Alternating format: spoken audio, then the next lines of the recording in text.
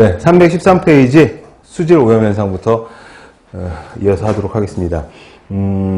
자정작용이 제일 먼저 나오는데 이 공기의 자정작용하고 물의 자정작용 두 개를 비교해서 봐야 된다고 제가 여러 번 말씀드렸잖아요.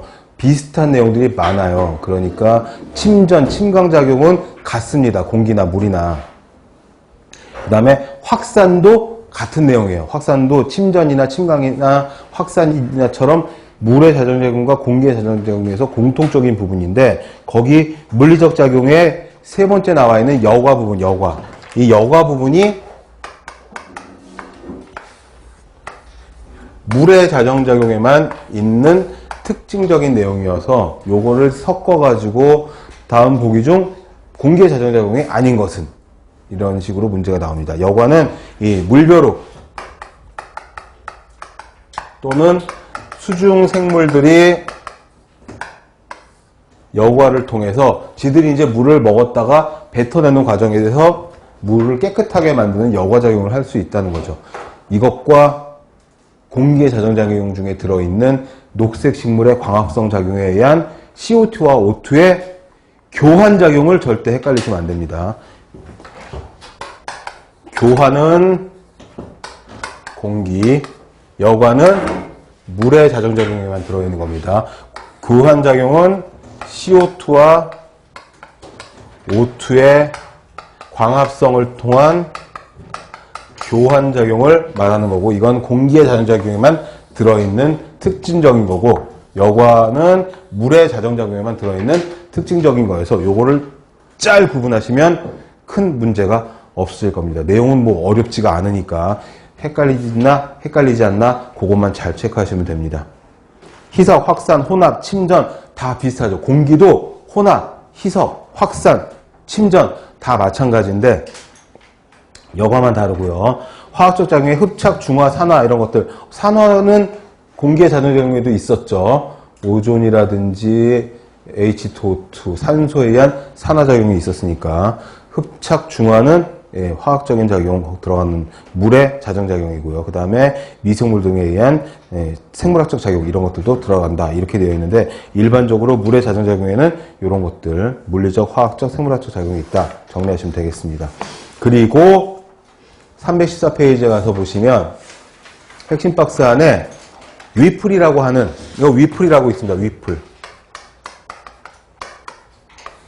위풀의 4지대가 나와 있는데 위풀의 4가지 물의 지대를 말하는 겁니다. 그래서 순서대로는 정수지대, 분해지대 또는 분해지대부터 시작해도 상관이 없어요. 이게 뺑뺑뺑 돌아가는 거니까. 이건 뭐냐 하면은 물의 자정작용, 물의 오염 정도, 물의 정화되는 순서를 위풀이라고 하는 사람이 4가지 구분을 해 놓은 겁니다.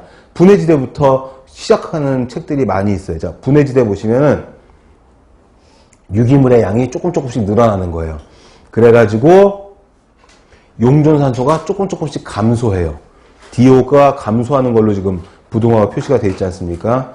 그래가지고 점점 분해가 되고 있다가 활발한 분해지대가 돼요. 활발한 분해지대는 뭐냐면 미생물이 점점 많아지고 유기물이 아주 활발하게 분해가 되는 그런 내용을 말합니다. 그래가지고 용존산소는 이미 다 써버리고 용존산소가 제로가 돼버렸잖아요. 용존산소가 제로가 돼버리면 산소가 하나도 없다는 거거든요. 그럼 호기성 미생물은 이제 활동을 못하고 혐기성 미생물들이 또 막 분해를 하는 거예요. 그런 다음에 다 분해가 일어나고 나면 유기물은 적어졌죠. 미생물들은 분해할 유기물들이 없으니까 미생물 수도 막 적어져요. 그러면은 물이 회복이 되는 거예요. 그러면 미생물들이 죽으니까 DO가 용존산소량이 증가하겠죠. 점점 더 지나면 깨끗한 물이 돼버려요.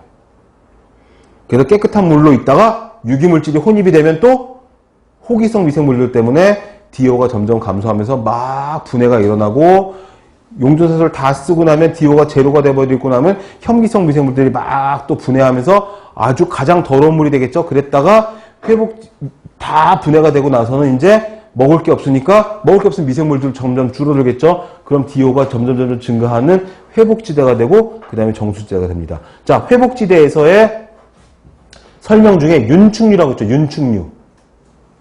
윤축류 로티퍼라고, 로티퍼 이렇게 읽으시면 되는데, 로티퍼가 원생생물이거든요. 단세포 생물들을 말하는데 얘네들이 뭐냐면 거기 써있죠? 안 써있나요? 지표생물이에요. 지표생물. 뭐의 지표가 되는 생물이냐면 물이 정화되고 있다고 하는 지표가 되는 생물입니다. 이 위풀의 사지대는 보통 어떤 식으로 시험 문제 나오냐면 순서대로 분해, 활발한 분해, 회복, 정수, 이 순서대로 화살표가 제대로 연결되어 있는지 물어보기도 하고, 디오가 제로인 상태는 어떤 지대냐 물어보기도 하고, 로티퍼가 나타나는 지대는 어떤 지대냐 물어보기도 해서 각 지대별로의 특성을 물어보기도 하고, 순서대로 화살표 잘 연결되는지 물어보기도 하는 그런 문제가 잘 나옵니다.